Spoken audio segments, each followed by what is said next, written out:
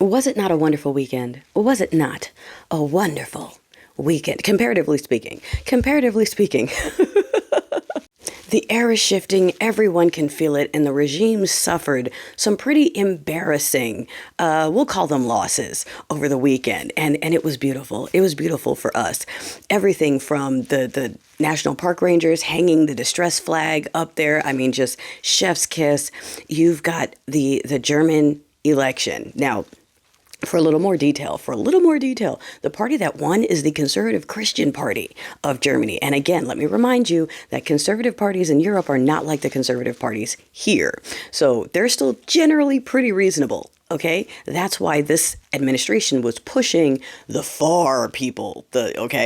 And not only did they lose, but the chancellor, whatever to be, came out and just salted the earth with them. He was like, nope, we are not working with that other party. We are not working with that administration. In fact, that administration, first boyfriend and Vance came over here to try to mess with our shit. That's some Ruski shit. We don't like that. I mean, he didn't use all the words I'm using. But he basically embarrassed them on TV and was like, no, screw them, screw their agenda. That's not what we're about. In fact, we are going to join nations to exclude America. We don't need them in NATO. We don't need them to help us over here in Europe. If they're over there with Ruski, we don't need them. We got this. Oh, that is not what they wanted to hear. That is not what they wanted to hear, especially since they worship OG schmozzyism, and they really, really wanted to have a schmozzy party in Germany again. That would have just given them the lift that they needed to keep going with their hateful rhetoric across the world. And Germany said, yeah, we teach history here, so we like to not repeat it. Yeah, we're not America. You can't just come out here and start lying and then say it's free speech to lie, which is pretty much what they're doing, going around the world and doing the same shit they do here, except for they're not getting the same response around the world. It's being immediately called out as bullshit, because this is the only country where you can just pay money and say, I want to lie now. And all the media outlets say, okay, fine. You had that mass email that backfired and showed the rift between the doo-doo department and the real departments. And you can see, like I said, the emperor has no clothes. It's starting to break down. So after all of that, with all of that going on, yes. Oh, wait, I'm sorry. And the NAACP thing. Okay.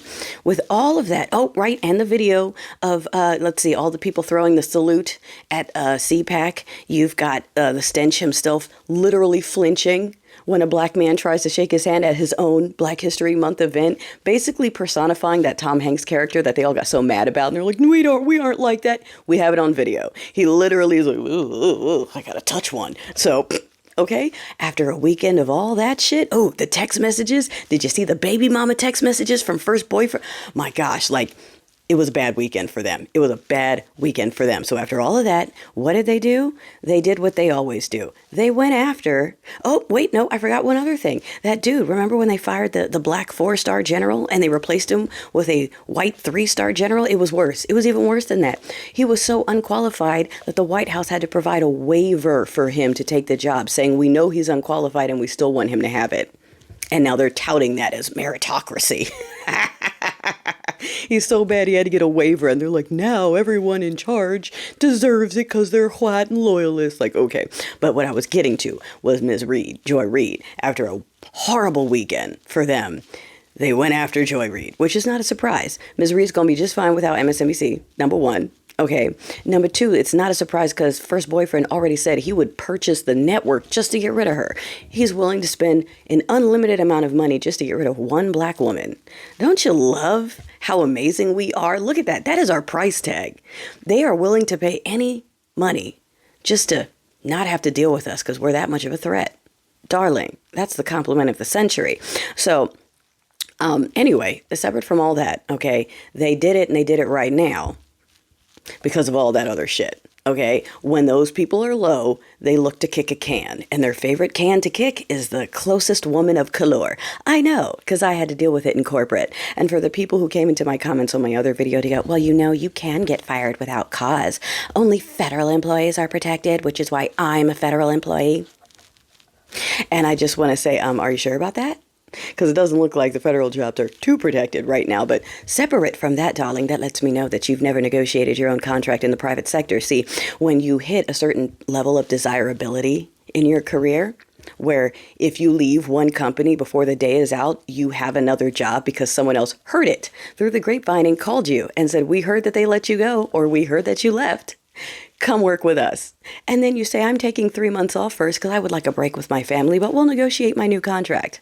In the meantime, that, darling. So when I say they breached my contract, it's because they breached my contract. It's because there was a clause in there that said that they couldn't just fire me. They had to give me written notice and chances to fix things, etc., etc. That's what you do when you are highly desirable and very qualified.